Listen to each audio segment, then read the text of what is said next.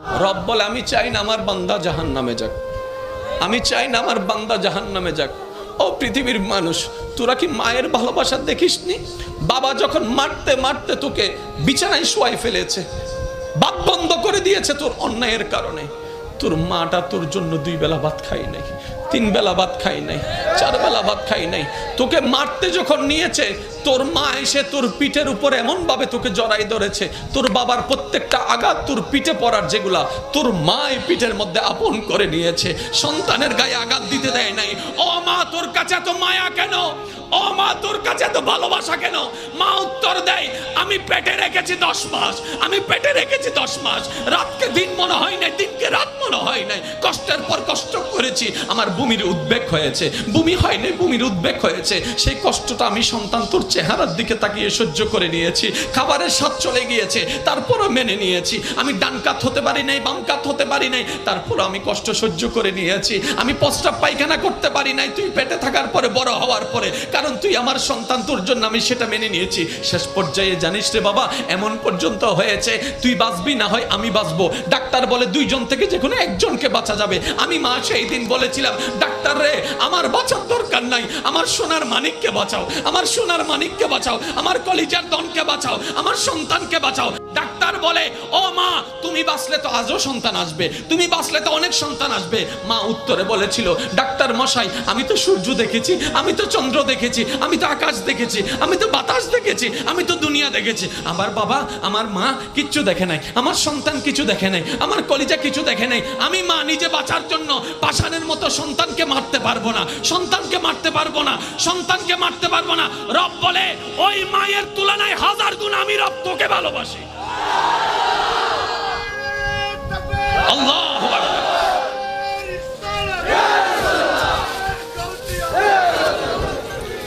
আল্লাহ, ও গো আল্লাহ, ক্ষমা করে দাও, মাফ করে দাও। আল্লাহ, ও গো আল্লাহ, ক্ষমা করে দাও। একটু অন্তরের ভালোবাসা নিয়ে ডাকটা দেন না। আল্লাহ, ও গো আল্লাহ, ক্ষমা করে দাও। জীবন মোদের এই যতদিন থাকিবে, সুপথে চালাও, মাফ করে দাও। আল্লাহ, ও গো আল্লাহ, ক্ষমা করে দাও। সবাই একবার বলেন আমিন। শেষ করেন ভাই, আমরা এমন রবের বান্দা যার দরবারে কিচ্ছুর কমতি নেই, কিচ্ছুর কমতি নাই। যা চাই আমরা সব আছে। পাই না কেন জানেন? চাইতেও জানি না। অনেকে বলে রবের কাছে চাইছি, রব দেয় না। তাহাজ্জুদ পড়ে চেয়েছি, দেয় না। আমি শ্রদ্ধার সাথে বলি, না পাওয়া নিয়ে আক্ষেপ দেখানোর আগে এটা নিয়ে অন্তত একটু শুকরিয়া আদায় করো না ভাইয়া, এটা নিয়ে একটু শুকরিয়া আদায় করো না বোন। এত অপরাধ করছি রবের জমিনে দাঁড়িয়ে, তারপরে যে রব আযাব দিয়ে ধ্বংস করে দেয় নাই আগে, সেটার তো একটু শুকরিয়া করো। আমরা যেরকম চাওয়াটাকে পাওয়ার রূপ দিতে চাই, চাইবো তো পেয়ে যাব, ঠিক তেমনি ভাবে যদি গুনার কারণে সাজা দিত রব, একজন মানুষ এখানে টিকতে পারতাম না। একজন, এই আমাদের যত গুনাহ আছে এগুলো যদি দুর্গন্ধ হতো, আজকে কারো পাশে কেউ বুঝতে পারতাম না। যদি এই গুনাহগুলার কারণে চেহারা বিকৃতি হয়ে যেত, অঙ্গ বিকৃতি হয়ে যেত, কেউ কারো সামনে চেহারা দেখাতে পারতো না। রব তো সেই রহমান, যিনি সত্তার হয়ে সমাজে আমাদের মান সম্মান রক্ষা করার জন্য সমস্ত গুনাহগুলাকে চাদরের ভিতরে আড়াল করে আমাদেরকে সম্মানে রেখে দিয়েছেন। কখনো আফসোস দেখাবেন না রবের প্রতি, কখনো না। শুধু বলবেন, মওলা তুমি যতটুকু দিয়েছো আমাকে আলহামদুলিল্লাহ বলার একটু সুযোগ দিও। মওলা তোমার কাছে আমি না চাইতে অনেক পেয়েছি, আমি চোখটা চাই নাই, তুমি দিয়েছ। মওলা তুমি দিল আলহামদুলিল্লাহ, না দিল আমি তোমার কাছে শুধু এতটুকু চাই, আমি যেন সর্বদা তোমার শুকরিয়া আদায়কারী বান্দা হয়ে থাকতে পারি। মওলা সে তৌফিক দান। সবার মনে যে অশান্তি বিরাজ করছে, আপনি জানেন এই অশান্তির ওষুধ শুধু একটাই, দিলটাকে সজ্ঞানে স্বেচ্ছায় রবের দরবারে স্যারেন্ডার করায় দেন, ঝুঁকাই দেন। এই ছাড়া শান্তি পাওয়ার দ্বিতীয় কোনো রাস্তা নাই, রাস্তা নাই, রাস্তা নাই। হুয়াল্লাযী আনজালাস সাকিনাতা ফী কুলুবিল মুমিনিন। তো জানাটার পাশে বুঝাটাকে অ্যাড করেন। আপনার চাইতে সফল আর কেউ হতে পারবে না, কেউ হতে পারবে না। আরে রহমানের বান্দারা যদি সফল না হয়, হবে তো হবে কারা? রহমাতুল্লিল আলামিন নবীর উম্মতরাই যদি সফল না হয়, হবে তো হবে কারা? কোরআন পানেওয়ালা, হাদিস পানেওয়ালা যদি সফল না হয়, হবে তো হবে কারা? ইন্নাদ্দীন ইনদাল্লাহিল ইসলাম পানেওয়ালা যদি সফল না হয় আমরা, হবে তো হবে কারা? যদি হওয়ারই কারো অধিকার রাখে, একমাত্র আমরাই পারবো হতে। পারছি না কেন?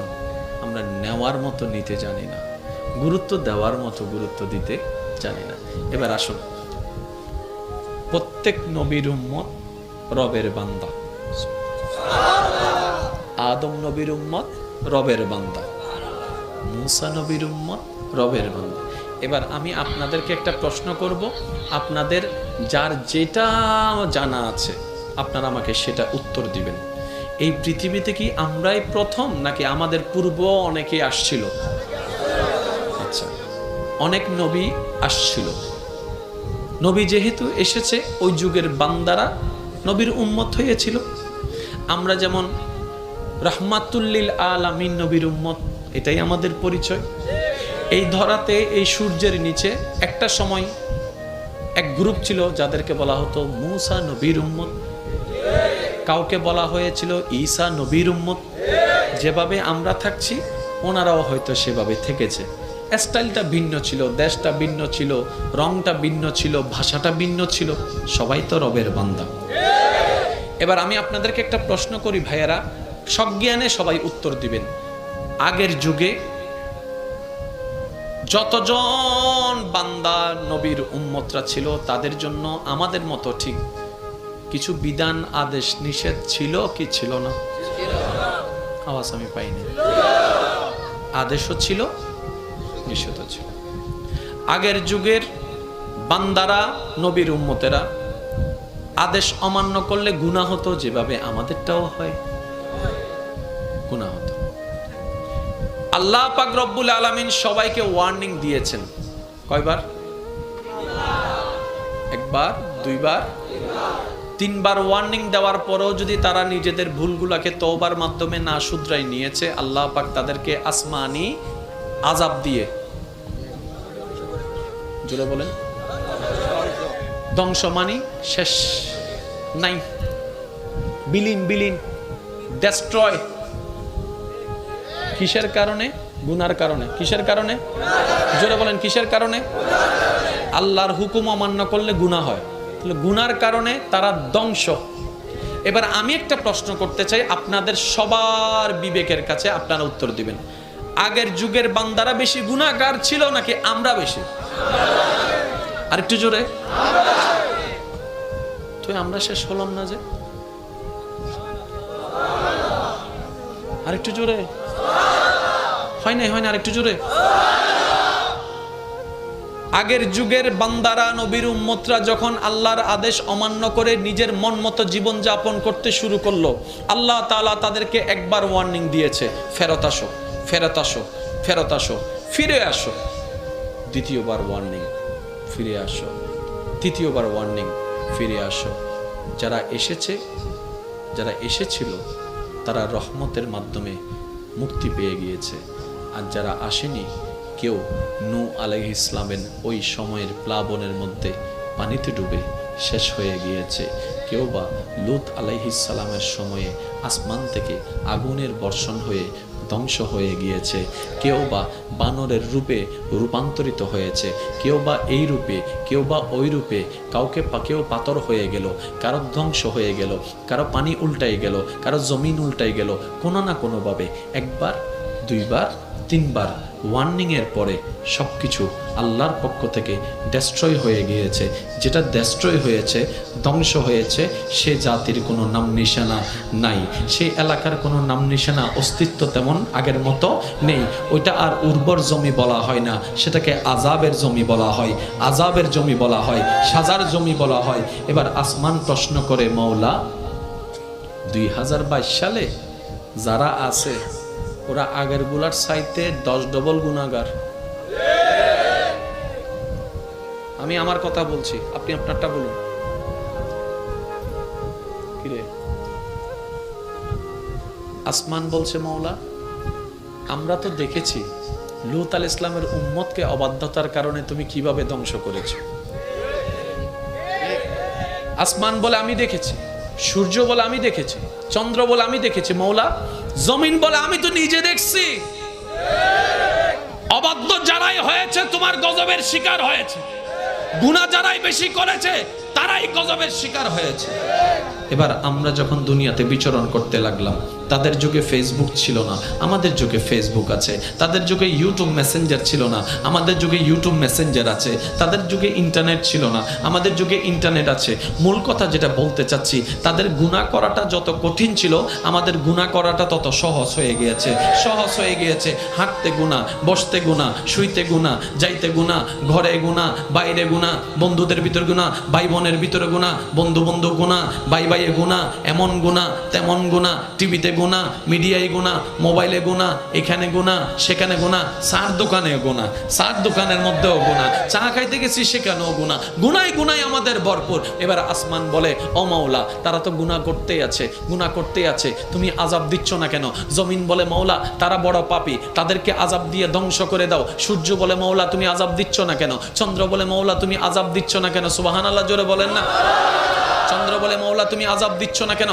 মঙ্গল গ্রহ বলে, মাওলা তুমি আযাব দিচ্ছ না কেন? জিব্রাইল বলে, মাওলা ধ্বংস করে দাও না তাদেরকে। পাপ তো এমন পর্যায়ে চলে গিয়েছে, সন্তান পর্যন্ত মা বাবাকে হত্যা করতে দ্বিধাবোধ করছে না, হত্যা করতে দ্বিধাবোধ করছে না। বউ রেখে 3-4টা মেয়ের সাথে পরকীয়া করতে দ্বিধাবোধ করতেছে না। জেনার উপর জেনা করে যাচ্ছে, প্রেমের নামে জেনা করে যাচ্ছে মাওলা, সুদ করে যাচ্ছে, ঘুষ করে যাচ্ছে মাওলা। অন্যায় তো বেড়ে যাচ্ছে, পাপ তো বেড়ে যাচ্ছে, আদেশ অমান্য তো বেড়ে যাচ্ছে।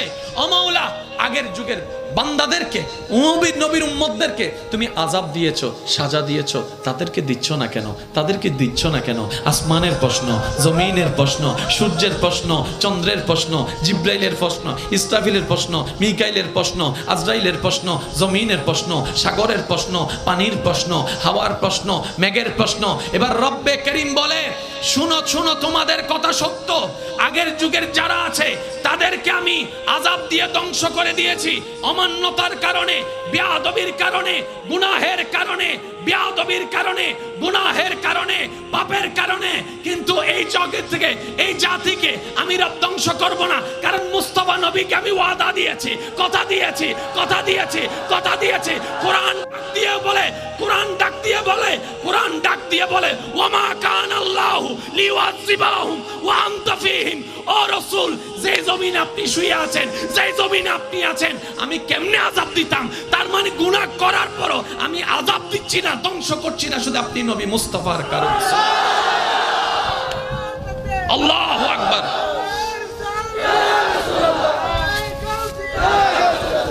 উচ্চ আওয়াজ একবার বলেন না সুবহানাল্লাহ। তাহলে আপনি আমি এত অন্যায় করার কারণও আল্লাহর গজব থেকে যে বেঁচে আছি, সেটাও নবী রাহমাতুল লিল আলামিনের কারণে। এছাড়া দ্বিতীয় কোনো কারণ দেখি আপনার যোগ্যতায় থাকলে আপনি দেখান, আমি আমার যোগ্যতায় থাকলে দেখাই।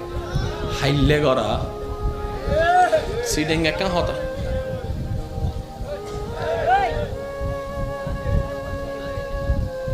কি হতা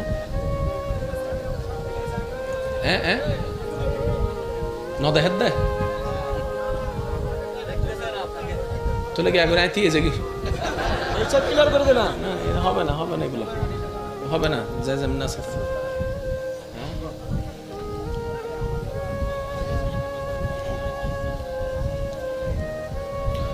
সবাই মিলে একবার বলেন মারহাবা। ইঞ্জিল জিবে স্টার্ট দিলাম, আবার এবার ঠান্ডা গিয়ে আবার নতুন করে দম করি। এবার বুঝছো না কিল্লা আওয়াজ করতাম মানা করি। এই যে অনামাতার দেশ অনেকেও ওয়াইজ করলে আরেকটা জিনিস আমি বলি, ওই আইবের সমগ্র হট্টকুল চিল্লা ফাল্লা ই দেন এত একজনে কিন্তু ওয়াইজ করে খবরদার এই হামনদিন করিবেন। আলেম ইবের হতা নহর আল্লাহ এবং রসুলের হতা হতে। এবার যে আইব আয়ুক ইবের সম্মান ইবের সুফি সুফি সুফি সোরর মতো আনিবেন। ইবের হারণে কিংবা ইবেরে আমন্ত্রণ জানাই তো যাইয়ার যেন আলেমের ওয়াইজুর ডিস্টার্ব নয়, আল্লাহ এবং রসুল নারাজ হয়ে যাব ভাই। হাম যায় না জীবনত নয়, ইনশাল্লাহ ঠিক আছে না? ইনশাল্লাহ ঠিক আছে না? মাহফিলের একখানা আদব আছে না নাই? আগে মাহফিলত বেশিরভাগ শ্রোতা আছিল দি মধ্যবয়স্ক আর বুড়ো, এখন হল দি বেশিরভাগ যুবক। তার মানে এই যুবকের উপস্থিতি প্রমাণ করে দিতে আগামীর ভবিষ্যৎ ইসলামের সুন্দর আছে ইনশাআল্লাহ। আর কেন জোর হ না নাতি যে তয় এবার দাদার লাডি হয় আর জোর হ না এবার হই। আমি প্রায় সময় ওয়াইজ থই দিই আর দাদা নানা যারা আছো চুপ করিতে হ নাতিও কলে। একটু কল্পনা করেন, আচ্ছা নবীকে দেখলে কেমন হতো? সেই মুস্কি হাসিটা দেখলে কেমন হতো? যদি একটু দূর থেকে হলো দেখতে পারতাম কখনো নবী রহমতুল্লিল আলামিন। এখানে হয়তো অনেকেই আছেন নবীকে স্বপ্ন মোবারকে দেখেছেন, কিন্তু বেশিরভাগকে হয়তো চেহারা দেখেন নাই, আলো দেখেছেন। স্বপ্ন দেখে চেহারা মোবারক দেখা কিন্তু সৌভাগ্য আমাদের হয় না, আমরা আলোটা দেখি। কিরে সবাই আলোর কথা বলে, চেহারা দেখি না কেন? বলে যে এই পাপী দুই নয়ন ওই চেহারা, মায়ার চেহারা দেখার হয়তো যোগ্যতা নেই আমাদের। ইস কেমন হতো যদি একবার নবী রহমতুল্লিল আলামিনের জবান থেকে আওয়াজটা কোরআনের তেলাওয়াতটা শুনতে পারতাম, একবার যদি সে মুস্কি হাসির দিদার করতে পারতাম। ইয়া রব তোমার দরবারে ফরিয়াদ, স্বপ্নে হলো জীবনে একবার এই তৃষ্ণার্ত আশেকের অন্তরকে নবীর জিয়ারত দিয়ে আল্লাহ তুমি ধন্য করে দিয়েছো। রাসূল পাক সাল্লাল্লাহু আলাইহি ওয়াসাল্লাম বলছেন মান রাআনি ফিল মানাম, যে আমাকে ঘুমের মধ্যে স্বপ্নে দেখলো সে আমাকে সত্যিই দেখতে পেল। সুবহানাল্লাহ। কারণ শয়তান আমি নবী রহমতুল্লিল আলামিনের সূরত ধরতে পারে না, কপি করতে পারে না, আমার রূপ নিতে পারে না। আমার রব সেটা শয়তানের উপর থেকে হারাম করে দিয়েছেন। সুবহানাল্লাহ। একটু কল্পনা নিয়ে মহব্বত দিয়ে, জন্ম আমার নবীর যুগে হলে দু নয়নে রাসূল পাক দেখিলে কেমন হতো, দু নয়নে রাসূল পাক